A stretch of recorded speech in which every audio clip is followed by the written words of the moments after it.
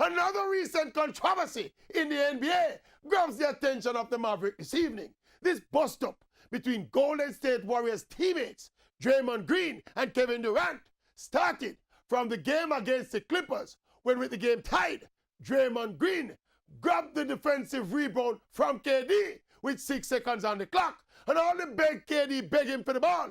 Draymond ignored him and stormed down the court trying to make a play. Lost possession of the ball, time ran out, and Golden State went on to lose the game in overtime.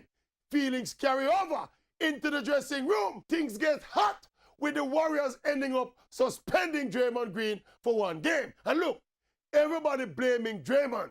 Say him should have give KD the ball and Ray and Tay. But I disagree.